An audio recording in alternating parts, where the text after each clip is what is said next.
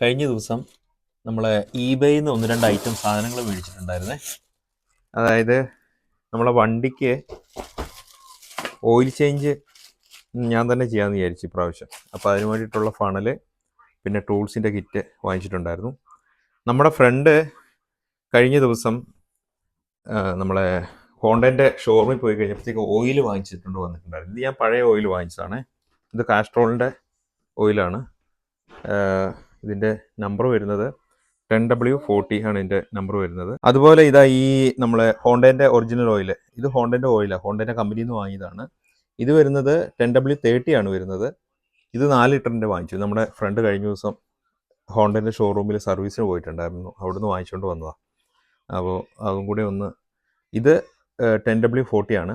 ഇതിനകത്ത് ഏകദേശം 750 ഒരു 800 മില്ലി 850 മില്ലി ഉണ്ട് സ്റ്റോക്ക്. ഇതാകുമ്പോൾ ഇതാദ്യം ഒഴിക്കാമെന്ന് വിചാരിക്കുന്നു. അത് കഴിഞ്ഞിട്ട് ഇതൊരു 4 ലിറ്ററും കൂടെ ഉണ്ട്.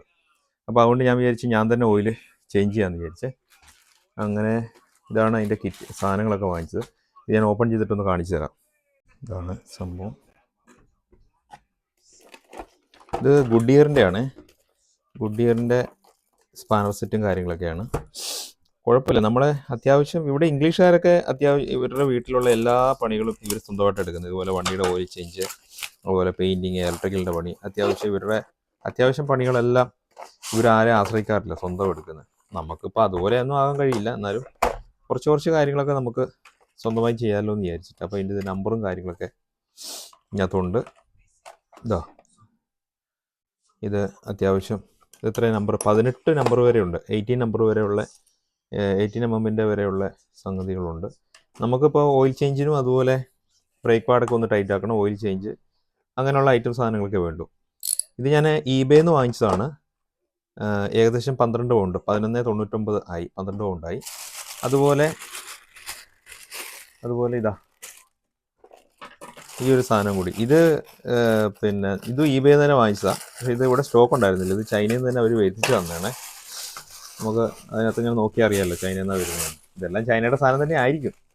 ഇത് മാത്രമല്ല, ഇത് നമ്മളെ ഓയിൽ ഒഴിക്കുന്ന ഫണലാണ്. ഇതുകൂടെ വാങ്ങിച്ചു, ഇല്ലെങ്കിൽ പിന്നെ അത് ഒഴിക്കാൻ ഇച്ചിരി പാടാണ്.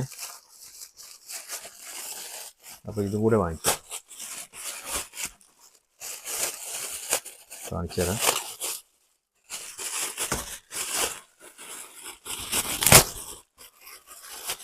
ഇതാ ഓയിൽ ഒഴിക്കുന്ന ഫണൽ.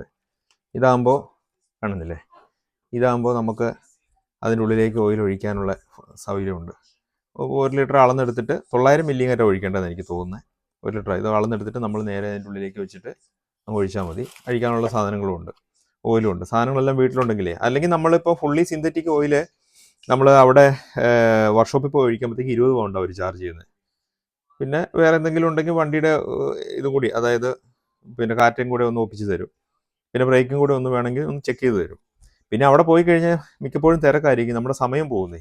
നമ്മൾ 1 മണിക്കൂർ അല്ല 1.5 മണിക്കൂർ പോയി കഴിഞ്ഞാൽ നമ്മുടെ പണിയെടുക്കാനുള്ള ആകപ്പാടെ നമ്മൾ അതിൻ്റെ ഇടയ്ക്ക് ഓടി, ഈ പിള്ളേരുടെ നോട്ടവും പരിപാടിയെല്ലാം കഴിഞ്ഞ് ഓടി ഇറങ്ങുന്നതല്ലേ. അപ്പോൾ ഇതിൻ്റെ ഇടയ്ക്ക് ഇത് അവിടെ പോയി സമയം കളയേണ്ട കാര്യമില്ല. അപ്പോൾ ഈ ഞാൻ ഓയിൽ ഒഴിക്കുന്ന ഒരു വീഡിയോ ആക്കിയിട്ട് ചെയ്യാം അടുത്ത ദിവസം. ഇത് ഏതായാലും നിങ്ങൾ കണ്ടിട്ട് നിങ്ങളുടെ അഭിപ്രായങ്ങളൊക്കെ പറയണേ. ഓക്കെ.